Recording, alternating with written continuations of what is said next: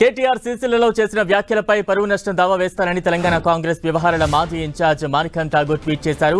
కేటీఆర్ కు నోటీసులు పంపుతున్నట్టు తెలిపారు. ఈ నెల 28న సిరిసిల్లలో చేసిన వ్యాఖ్యలపై పరువు నష్టం దావా వేస్తారని చెప్పారు. తన నోటీసులకు వారంలోగా సమాధానం ఇవ్వాలన్నారు. మాణిక్యం ఠాగూర్ నోటీసులపై కేటీఆర్ స్పందించారు. గతంలో కాంగ్రెస్ ఎంపీ కోమటిరెడ్డి వెంకటరెడ్డి చేసిన వ్యాఖ్యలనే తాను ప్రస్తావించారని కేటీఆర్ ట్వీట్ చేశారు. ప్రస్తుతం తెలంగాణ సచివాలయంలో ఉన్న కోమటిరెడ్డి వెంకటరెడ్డికి ఆ నోటీసులు పంపాలని కోరారు.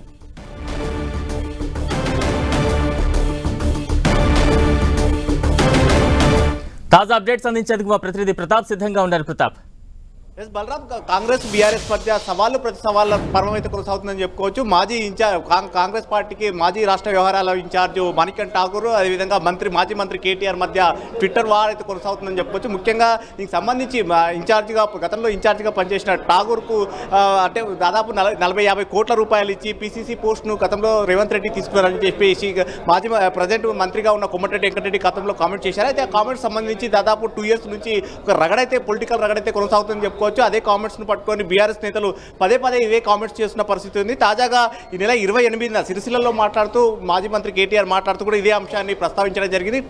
ఠాగూర్ కు డబ్బులు ఇచ్చి పీసీసీ పోస్ట్ ను కొనుక్కున్నారు రేవంత్ రెడ్డి అంటే గతంలో చేసిన కామెంట్స్ ను కోట్ చేస్తూ మళ్ళీ ప్రస్తావించిన పరిస్థితి. అయితే ఇదే అంశానికి సంబంధించి గతంలో కూడా దుమారం అయితే రేగిందని చెప్పుకోవచ్చు. గతంలో ఎమ్మెల్సీ పాడి కౌశిక్ రెడ్డి కానీ అదేవిధంగా ఎల్బీనగర్ ఎమ్మెల్యే సుధీర్ రెడ్డి వీరిద్దరు కూడా కామెంట్ చేసిన నేపథ్యంలో వారిద్దరు కూడా పరువు నష్టం కింద కేసు వేసిన పరిస్థితి. దీనికి సంబంధించి ఇప్పటికే మదురై కోర్టుకు వెళ్ళి ఇప్పటికే దానికి సంబంధించి కూడా కేసులో కోర్టు చుట్టూ తిరుగుతున్న పరిస్థితి. అయితే దీని అంశాన్ని కూడా మళ్ళీ కోర్టు చేస్తూ కూడా ఠాగూర్ దీనికి ట్విట్టర్లో పోస్ట్ చేయడం జరిగింది. ఈ అంశానికి సంబంధించి కేటీఆర్ కూడా తనకు క్షమాపణ చెప్పాలి, దానికి సంబంధించి ఒక నోటీసులు కూడా జారీ చేయడం జరిగింది. 7 రోజుల లోపల దీనికి రిప్లై ఇవ్వాలి ఖచ్చితంగా కేటీఆర్ అంటూ కూడా దానికి నోటీసులో ప్రస్తావించడం జరిగింది. అయితే దీనికి సంబంధించి కేటీఆర్ కూడా మళ్ళీ ట్విట్టర్లోనే ఠాగూర్కు రిప్లై ఇచ్చిన పరిస్థితి ఉంది. తాను చేసిన కామెంట్స్ కావు, గతంలో మీ ప్రజెంట్ మంత్రిగా ఉన్న కోమటిరెడ్డి వెంకటరెడ్డి చేసిన కామెంట్స్ని నేను ప్రస్తావించడం జరిగింది. కోమటిరెడ్డి వెంకటరెడ్డి చేసిన కామెంట్స్ని ఎక్కడ కూడా అన్నిక్కి తీసుకోలేదు కాబట్టి ఆ కామెంట్స్ పైన ఆయన స్టిక్ అయి ఉన్నారు కాబట్టి అదే కామెంట్స్ తాను కూడా ప్రస్తావించాను తప్ప ఎక్కడ కూడా నేను నా వ్యక్తిగతంగా చేసిన కామెంట్స్ కావంటూ కూడా రిప్లై చేసిన పరిస్థితి. అయితే ఇప్పుడు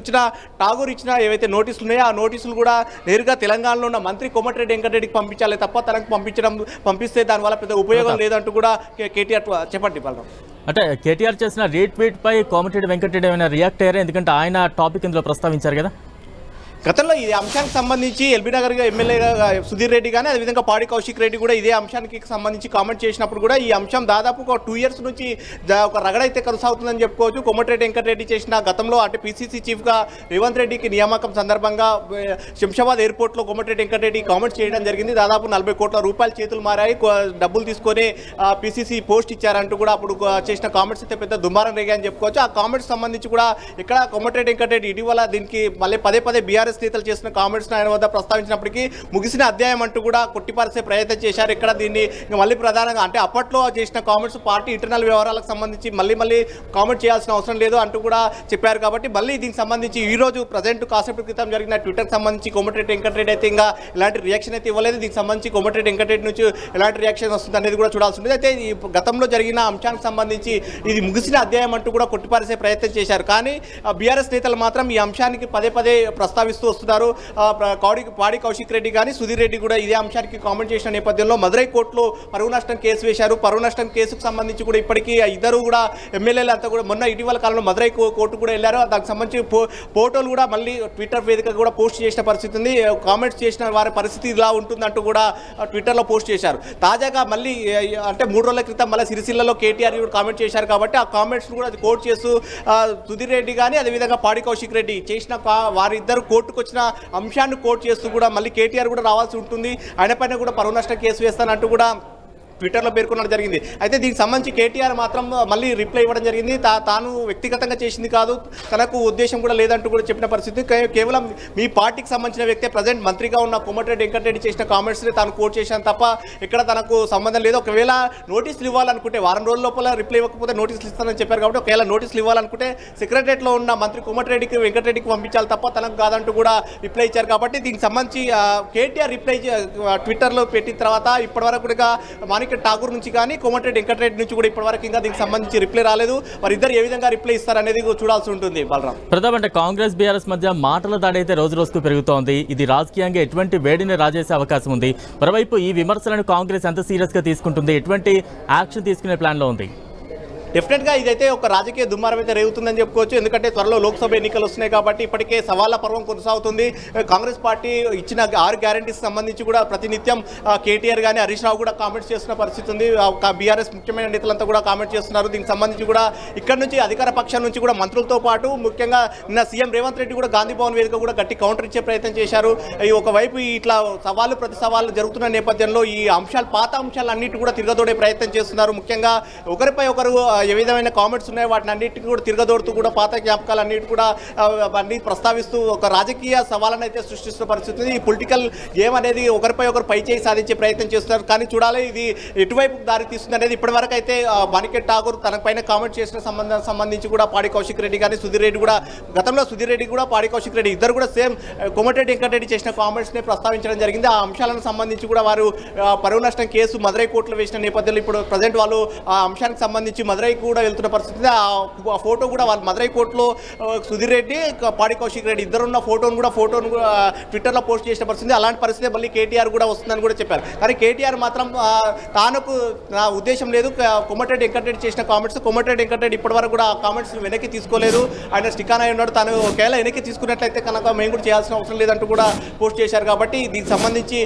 ముందు కాంగ్రెస్కు బీఆర్ఎస్కి ఎట్లా జరుగుతుంది అనేది కూడా చూడాల్సి ఉంటుంది. ఎందుకంటే ఒకవైపు ఆ 6 గ్యారెంటీస్ కానీ అదేవిధంగా త్వరలో లోక్సభ ఎన్నికలు వస్తున్న నేపథ్యంలో ఈ సవాలు ప్రతి సవాలు అయితే కొనసాగుతున్నాయి. ఒకరిపై ఒకరు విమర్శలు చేసుకోవడం కానీ గత ప్రభుత్వ హయాంలో జరిగిన లోటుపాట్ల అంశాలకు సంబంధించి చాలా అంశాలు కూడా ప్రస్తుత ప్రభుత్వంలో ఉన్న మంత్రులంతా కూడా కామెంట్ చేస్తున్నారు. కాబట్టి ఈ అంశం పాత అంశాలన్నీ కూడా ఒకవైపు తెరవైపుకి వస్తున్నాయి. కాబట్టి ఎటువైపు దారితీస్తుంది అనేది పొలిటికల్ రగడ అనేది ఎంత దాకా పోతుంది అనేది కూడా చూడాల్సి ఉంటుంది. బలరాం, అంటే ప్రతాప్, పార్లమెంట్ ఎన్నికల నేపథ్యంలో ఈ రగడ మరింత కొనసాగే అవకాశం ఉందా? మరోవైపు కేటీఆర్ వ్యాఖ్యలకు సంబంధించి కాంగ్రెస్ సీనియర్ నాయకులు ఏమైనా స్పందిస్తూ ఉన్నారా?